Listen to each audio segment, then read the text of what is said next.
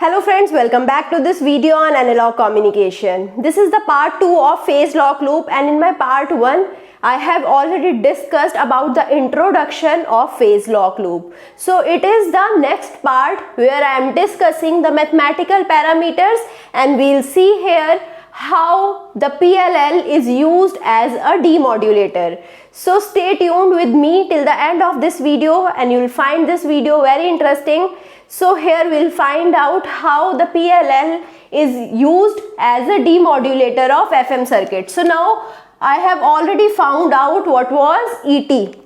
So ET was, if I tell you ET in the mathematical form, so ET was AC AV upon 2 into phi ET. So now I am concerned about this output voltage. The output voltage V output T is ET when convolved with the low pass filter. So let's take the transfer function to be HT. So ET convolution with HT gives me the V output T. Or if I need to find out it in the frequency domain, so V output T in the frequency domain would be V output omega. ET in the frequency domain would be E omega, HT would be H of omega, and here I'll be having multiplication instead of convolution. So now let's put the value of ET. So V output T would be AC AV upon 2 into phi ET convolution with HT.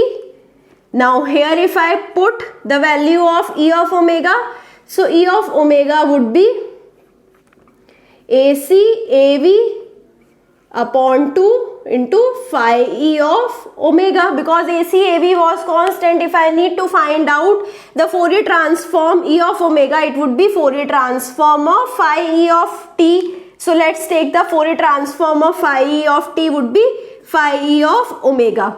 So now when I replace it, so here I'll be having AC AV upon 2 into phi E of omega multiplied by H of omega.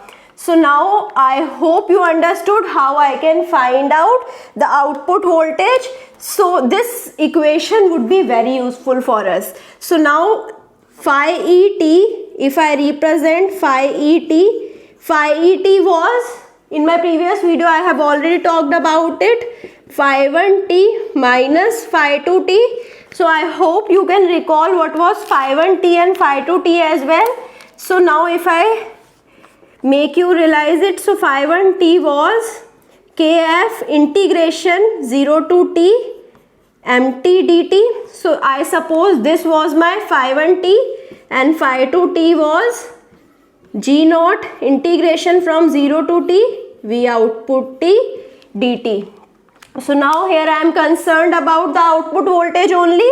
So I'll be using the phi 2t's value. So phi 2t's value is this. So if I denote phi ET would be phi 1t minus the value of phi 2t, which is g naught integration of 0 to t V output t. So now let's take the value of V naught t. So value of V naught t is AC AV upon 2 phi ET convolution with HT. So we'll put this value here. So now we'll analyze phi ET. So phi ET is phi 1t minus g naught integration from 0 to t. So putting the value of V output, which is AC AV upon 2 phi ET convolution with H of t. So now I have to simplify it. For simplification, what I can do, I can differentiate both sides. So whenever I'll differentiate, this integration term would not be there, so it would be simplified form. So phi ET d by dt. So this is the differentiation of phi ET. Similarly, d phi 1t by dt is the differentiation of this term, minus g naught d by dt integration of 0 to t AC AV upon 2 phi ET convolution with HT dt. So here also I left this dt.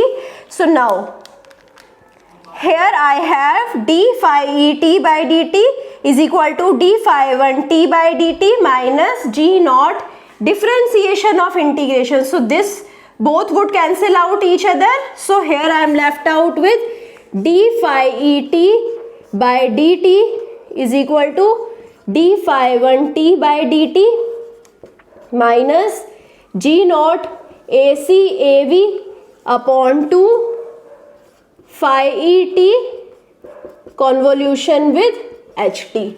So this is the output equation. So now I can take the Fourier transform. So now when I took the Fourier transform, d by dt of phi e t can be represented as j omega phi e omega.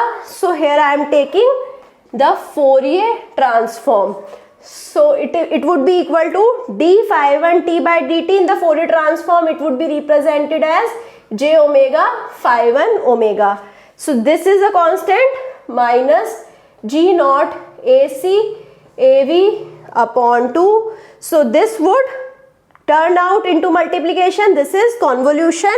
Convolution in time domain is the multiplication in the frequency domain. So it would be phi e omega multiplied with h of omega. So now I can take this here. So I'll be having all of the terms related to phi e one side. So j omega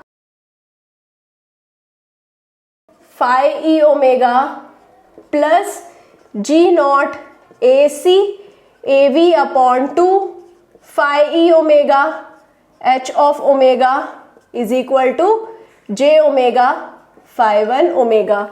So now I can take phi e omega common.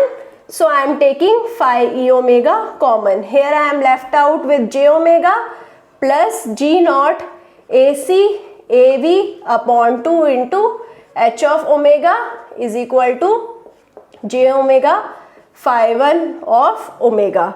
So now I can take it in the denominator and I will be having the equation for phi e omega. So phi e omega is equal to j omega phi 1 omega upon j omega plus g naught ac av upon 2 h of omega. So now I can take j omega common and I can divide it. So here I am left out with j omega phi 1 omega, and in the denominator if I take j omega common, so here I am left out with 1, and here if I am taking j omega constant from here, common from here, so here I will be having g naught ac av h of omega. So this is h of omega upon 2. So now upon j of omega, because I took j omega common. So this j omega and this j omega will get cancelled out, and here I will be having phi e of omega would be equal to phi 1 of omega upon 1 plus g naught ac av h of omega upon 2j omega. So now this is phi e omega. So now if I observe my phi e, so if I increase h of omega, so when h of omega is increased, error function would be decreased. So it is in the denominator. Whenever I am increasing h of omega, error function would be decreased. So now when error function is decreased, I can say phi 1 of t is nearly equal to phi 2 of t. So this time whenever error function is decreasing, phi 1 of t would be nearly equal to phi 2 of t. So let's take the case, it's an imaginary case, although h of omega can never be infinity. So I am taking it, whenever h of omega is infinity, phi e of omega would be 0, which implies phi 1 t is exactly equal to phi 2 t. But this case will never happen. So it is not practical. Now I'll consider my h of omega to be as high as possible. As high as possible, it is practically I'll keep h of omega high. So now when I am considering h of omega very high, this term would be very high when compared to 1. So I can represent phi e of omega is equal to phi 1 of omega upon g naught AC AV h of omega upon 2j omega. So now this is my error function now, because I have not considered this one because this term was very large. So I have not considered this small one.